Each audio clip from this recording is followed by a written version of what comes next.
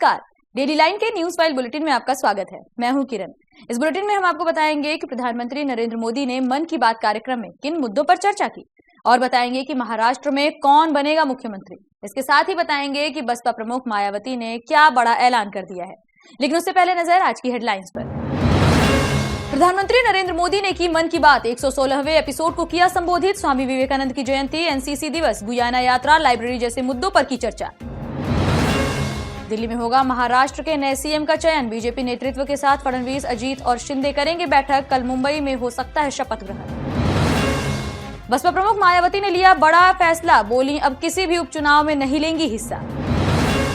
संभल में जामा मस्जिद के सर्वे के दौरान भड़की हिंसा, जमकर हुआ पथराव, कई गाड़ियां फूंकी, 2 युवकों की मौत। जॉर्डन में इजरायली दूतावास पर हमला, पुलिस ने हमलावर को मार गिराया, 3 पुलिसकर्मी भी हुए घायल।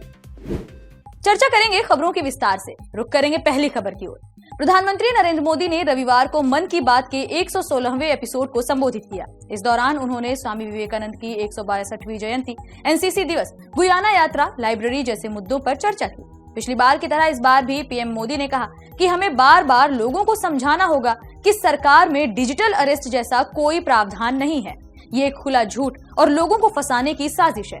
115वें एपिसोड में उन्होंने डिजिटल अरेस्ट जैसे फ्रॉड से बचने के लिए 3 स्टेप, रुको, सोचो और एक्शन लो अपनाने की बात कही थी। वहीं इस बार पीएम मोदी ने एनसीसी डे, युवा दिवस, युवाओं के social work, Indian diaspora stories, Guyana यात्रा, कचरे से कंचन इनिशिएटिव पर बात की। बढ़ेंगे अगली खबर की ओर। महाराष्ट्र विधानसभा चुनाव के रिजल्ट आने के बाद राज्य में महायुति की सरकार बनेगी। महायुति से सीएम चेहरे को लेकर अभी तक कोई भी घोषणा नहीं की गई है। इसका फैसला दिल्ली में किया जाएगा। एकनाथ शिंदे, अजीत पवार और देवेंद्र फडणवीस दिल्ली जाएंगे। वहीं बीजेपी आला कमान के साथ मीटिंग के बाद मुख्यमंत्री का नाम सामने आएगा। हालांकि राज्य में 1 मुख्यमंत्री और 2 डिप्टी सीएम का फॉर्मूला तय है। वहीं महायुति की पार्टीज में हर 6 से 7 विधायक पर 1 मंत्री पद का फॉर्मूला फाइनल हुआ है। इस हिसाब से बीजेपी के 22 से 24, शिंदे गुट के 10 से 12 और अजीत गुट के 8 से 10 विधायक मंत्री बन सकते हैं। वहीं मुख्यमंत्री के नाम के ऐलान के बाद कल मुंबई में राजभवन में शपथ ग्रहण समारोह भी हो सकता है। रुक करेंगे अगली खबर की ओर। बसपा सुप्रीमो मायावती ने रविवार को एक बड़ा ऐलान किया है। उन्होंने कहा कि उनकी पार्टी अब किसी भी उपचुनाव में हिस्सा नहीं लेगी। उन्होंने उत्तर प्रदेश में हाल ही में हुए विधानसभा उपचुनाव के नतीजों और मतदान प्रक्रिया पर गंभीर सवाल भी उठाए। मायावती ने चुनाव प्रक्रिया में गड़बड़ी का आरोप लगाते हुए कहा कि फर्जी वोटिंग के जरिए परिणाम प्रभावित किए जा रहे हैं। उन्होंने साफ किया कि जब तक चुनाव आयोग फर्जी मतदान रोकने के लिए सख्त कदम नहीं उठाएगा, तब तक बसपा कोई उपचुनाव नहीं लड़ेगी। मायावती ने लखनऊ में प्रेस कॉन्फ्रेंस में कहा कि हाल के उपचुनाव में व्यापक स्तर पर धांधली हुई है। उन्होंने कहा कि पहले बैलेट पेपर के जरिए फर्जी वोट डाले जाते थे, अब ईवीएम का दुरुपयोग हो रहा है। ये लोकतंत्र के लिए बहुत ही चिंताजनक है। मायावती ने यह भी कहा है कि चुनाव प्रक्रिया में सुधार किए बिना निष्पक्ष चुनाव संभव नहीं है। बढ़ेंगे अगली खबर की ओर।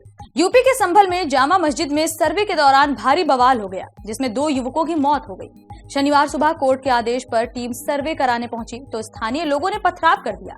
बवाल इतना बढ़ गया कि पुलिस ने पहले आंसू गैस के गोले दागे, फिर लाठीचार्ज करते हुए भीड़ को खदेड़ा। इस दौरान आगजनी को भी अंजाम दिया गया। इस घटना में एसपी समेत कई पुलिसकर्मी जख्मी हो गए हैं। एसपी कृष्ण कुमार ने कहा कि पत्थरबाजों के खिलाफ एनएसए के तहत कार्रवाई की जाएगी। सीसीटीवी कैमरों की मदद से इन सभी की पहचान की जाएगी और सभी के खिलाफ सख्त कार्रवाई होगी। वहीं इस घटना को लेकर सपा अध्यक्ष अखिलेश यादव ने योगी सरकार पर हमला बोला है। अखिलेश यादव ने दावा किया है कि संभल में बीजेपी ने बवाल कराया ताकि चुनाव में की गई धांधली की चर्चा न हो। अखिलेश ने कहा कि संभल में जो हुआ है वो बीजेपी और प्रशासन ने मिलकर किया है, जिससे चुनाव की बेईमानी पर चर्चा ना हो सके। सच्ची जीत लोक से होती है, तंत्र से नहीं। यहाँ लोगों को वोट नहीं डालने दिए जा रहा और तंत्र को आगे कर रहे हैं। बढ़ेंगे अगली खबर की ओर। जॉर्डन की राजधानी अम्मान में मौजूद इजरायली दूतावास पर रविवार सुबह गोलीबारी को अंजाम दिया गया। फायरिंग करने वाले बंदूकधारी व्यक्ति को पुलिस ने मार गिराया। हालांकि इस कार्रवाई में 3 पुलिसकर्मी भी घायल हुए हैं।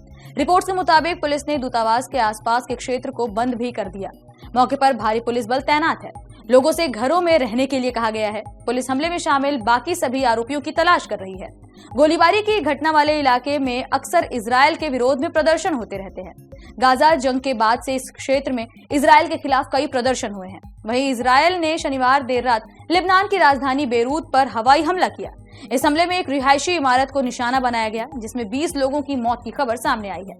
लेबनान के स्वास्थ्य मंत्रालय के मुताबिक हमले में 66 लोग घायल हुए हैं। इनमें कई गंभीर हालात में अस्पताल में भर्ती किए गए हैं। फिलहाल इस बुलेटिन में इतना ही। देश और दुनिया से जुड़ी तमाम खबरों से अपडेटेड रहने के लिए बने रहिए डेली लाइन के साथ।